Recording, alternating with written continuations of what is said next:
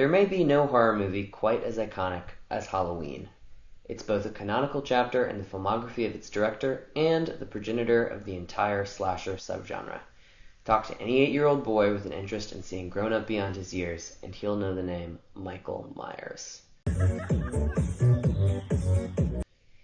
I'm not old enough to have seen Halloween in cinemas, but in 2018, it sure felt like I was. That was the magic of the Legacy sequel, and David Gordon Green's Halloween was smack in the middle of the form's golden age, which all places starting around 2015 with Jurassic World and ending around 2022 with Top Gun Maverick. Is it over? It feels kind of over. That's a topic for another essay. But anyway, David Gordon Green's Halloween is great. 9 sequels on, the filmmaking team finally pulled off the balancing act of paying tribute to the original while pushing the mythology in fun and interesting ways. People were hyped. I saw this movie with a gaggle of friends and a packed cinema. 4 years and 2 sequels later, and I was watching Halloween Ends by myself at a ghost town IMC. I couldn't find anyone to go with me. To go by Letterboxd rankings, Halloween 2018 is challenged only by the original, whereas Halloween Ends is at the very bottom, in the same tier as Halloween's 5, 6, and Resurrection, films that even I would hesitate to defend. But let me tell you, I walked out of that ghost town IMC elated. I went in with rock-bottom expectations, and I loved what I saw. To get into why, I'm going to need to take you back through the annals of Halloween history. So let's start at the beginning. Halloween stands apart among the big 3 slasher franchises of the 1980s. Nightmare on Elm Street was born from a master of horror, but 1991's New Nightmare aside, most of its sequels were directed by filmmakers working in service of Freddy Krueger, rather than the other way around. The same is true for the filmmakers behind Friday the 13th. At the end of the day, the name on the marquee that matters most is Jason Voorhees. And that includes for the 2 movies where the killer isn't actually Jason Voorhees. There's something to be said for the consistency of these franchises. If you want the feeling of a Friday the 13th movie or a Nightmare, you can more or less put any of them on. But there's a fraught quality to the Halloween movies that makes for fascinating viewing. Maybe it's the fuck you spirit of John Carpenter pervading the character's DNA. The franchise is always slashing back and forth between competing authorial visions, constantly deconstructing and reconstructing its iconic killer. There's a repeating pattern here. In case you're not familiar, this is the plot of Halloween. There's this messed up kid named Michael Myers who lives in a town called Haddonfield, kills his sister, and is sent away to a mental asylum. Some years later, he gets out and stalks a babysitter named Laurie Strode and kills all her friends. She narrowly escapes, and Michael is shot by his old psychologist, Dr. Loomis. Somehow, he survives. The film was made for very little money, a couple $100,000, and changed cinema forever, creating the slasher subgenre and proving just how profitable independent film could be. But after the first film launched Carpenter's career into the stratosphere, he treated Michael less like a cash cow and more like a sacrificial lamb. Carpenter got into the business to make cowboy movies, not worship some masked killer, and Halloween 2 sees Michael get blown the hell up. It's time, Michael. Having moved on to directing classics like Escape from New York and The Thing, Carpenter still served as a producer for the first 2 Halloween sequels, and seemed intent on cutting his slasher down to size. Halloween 3 pivots away from Michael Myers entirely, depicting an entirely new story where the infamous shape only appears briefly on a TV screen. People were not happy. It was 1983, Jason Voorhees had just donned his hockey mask in the 3rd Friday the 13th movie in 3 years, and the fans were clamoring to build a similar relationship with horror's original slasher. The guy who Carpenter envisioned as the incarnation of evil, a figure to be combated and destroyed, was quickly becoming something else to a fan community still in its infancy. A horror movie boyfriend. Talk to those fans today, and many will cite Halloween 3 as a triumph, a bizarre left turn that gave audiences a creepy, atmospheric, criminal conspiracy critiquing the consumerism that was already pumping out Michael Myers masks and action figures. It's one of my favorite films in the franchise, and reminds me of the slow burn horror of John Carpenter's The Fog, his initial directorial follow-up to Halloween. That said, the film cost more than the first 2 Halloweens combined and grossed a fraction of either. This led to the first Halloween reset, with producer Mustafa Akkad buying the rights from Carpenter and producer Deborah Hill, and giving the fans their horror movie boyfriend back from the dead. Halloween 4, The Return of Michael Myers, released in 1988, is the first of what fans call the Thorn trilogy.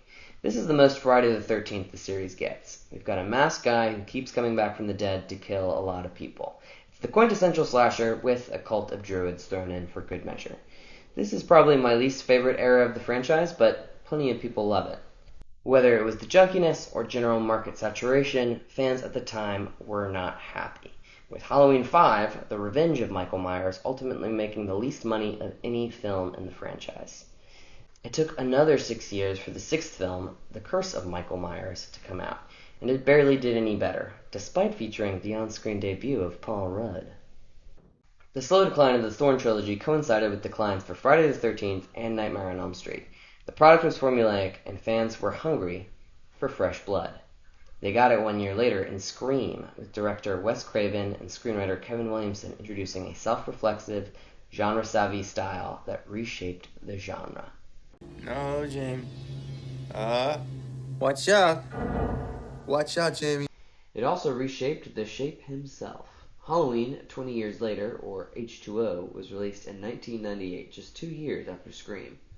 Kevin Williamson is all over H2O, which begins the next phase of the Halloween franchise. One reason I think the 2018 movie is so good is that they sort of got a chance to troubleshoot the whole Legacy sequel thing with H2O.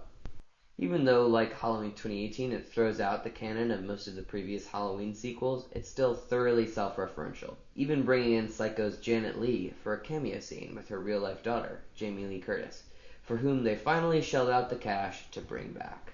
Whether you find the junkiness of Halloween's 4 through 6 charming or annoying, it's pretty much gone here. Instead of a high body count of bit players, you've got a well-furnished cast of hot young actors. We're talking LL Cool J, Michelle Williams, even tiny Joseph Gordon-Levitt gets an ice skate to the face. Instead of treating the audience like Michael Myers cult worshippers, they are actively trying to connect to a changing viewership. If you want to hear the power of Kevin Williamson, just compare the film debut of Josh Hartnett and H2O to the film debut of Paul Rudd just 3 years earlier. Got mail. Birthday card. It's only 2 months late. I'm impressed. Cash is good. I'm gonna need it when I go to Yosemite. You're not going. No, I'm going to Yosemite. No, you're not. Look, I know today is the day, but I think... Oh, really? What day is that, John? Halloween. Well, there are runes of light. Protection. If Thor could somehow be trapped by these runes, the energies could cancel themselves out. The evil could be destroyed. But Williamson's grip on the series was loose. He developed the story and did some script doctoring, but this guy was busy in the late 90s. Williamson was behind so many major cultural artifacts from that time, from Dawson's Creek to I Know What You Did Last Summer. He didn't have time for a franchise mired by its past. Even if H2O is only aspiring to the cleverness of something like Scream, it is still miles ahead of its successor, Halloween Resurrection. It tries to be relevant. Michael's childhood home is now the set of an online reality TV show for some reason, but there's just no unifying voice here, so instead it just sort of feels like a bunch of elements thrown at the screen. That's not dissimilar to the Thorn trilogy, but Resurrection's inflated budget removes any charm from the scrappiness of those films. But like any Halloween movie, there are those that adore this movie, and they will likely point you to this clip of Busta Rhymes drop-kicking Michael in the face. So again, we have another decline into irrelevance here, this one happening even more quickly and definitively. Michael Myers went into hibernation for another 5 years. By the time he returned, his ownership had been passed down from Mustafa Akkad to his son, Malik Akkad, who took the series in a new direction. He handed the reins to filmmaker and heavy metal frontman Rob Zombie. For the first time since 1978, Halloween was in the hands of an auteur working to make Michael Myers his own. And boy, he did. Rob Zombie's Halloween is about as far from John Carpenter as you can possibly get, leaning into the grungy grossness that Zombie made his trademark in House of a Thousand Corpses and The Devil's Rejects. People were pissed. While Zombie wasn't killing Michael Myers, he was doing something even worse in the eyes of some fans. He was changing him. Still, the film was successful enough to warrant a sequel, and like Carpenter before him, Zombie chose to bite the hand that fed. Rob Zombie's Halloween 2 is a bizarre fantasia, taking us into Michael Myers' dreams, including striking black and white imagery and visions of his angelic dead mother. Zombie's response to the criticism that he was humanizing Michael Myers was to take us deeper behind the mask than ever before. Just like the Carpenter-produced Halloween 3, Zombie's Halloween 2 was a divisive financial disappointment. And yet, there are many now who claim it as a masterpiece. The subjective dreaminess is unlike anything you'll find in any other Halloween movie. Even if it feels perverse for Zombie to put you in the brain of a serial killer in his first film, the empathy he creates for Michael as this lost, tortured soul in the second is kind of beautiful in its subversiveness.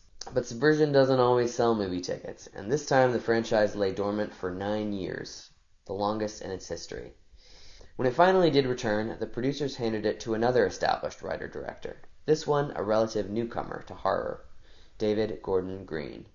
The results were better than anyone could have expected. This movie made more money than any of the Halloween sequels, and it was made for less than any of them since before H2O. In addition to bringing back Jamie Lee Curtis, John Carpenter returned as producer for the first time in 36 years. Obviously, this movie was going to get a sequel, and this is where things start to get interesting. Despite coming from the same creative team, Halloween Kills did not hit with fans in the same way that Halloween 2018 did. Halloween Kills pulls the audience at both ends, filled with gruesome deaths that any gorehound would love but might alienate a more casual viewer, and interspersed with some pretty heavy-handed themes that feel out of place in a movie that is ultimately about people getting chopped up to bits. I still like the movie, and those themes have always been there, but I don't know, you really expected us to believe that an angry mob would think this little guy was Michael Myers?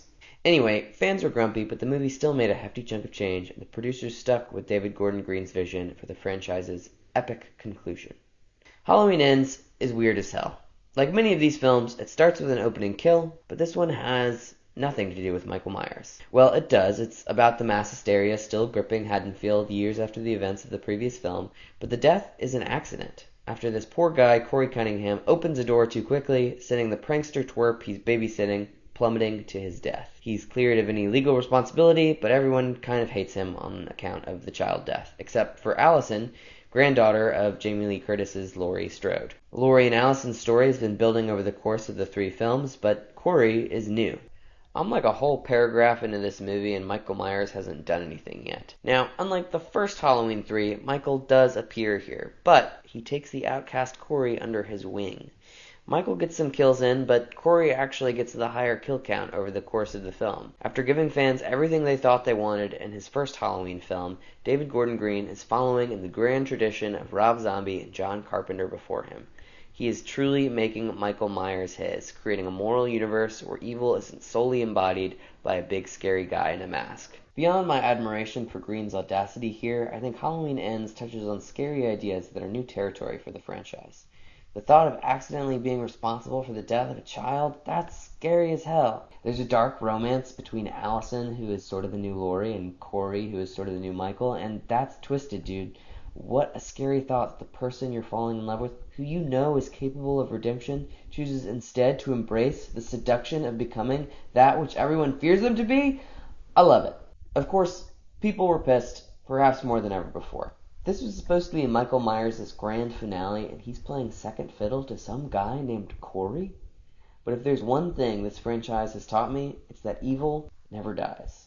We're coming up on 50 years since Michael Myers first stalked Haddonfield, and I have to imagine he'll be making a comeback. In the years to come, I suspect I won't be so lonely in my reclamation of this final chapter in the legacy sequel era of the franchise.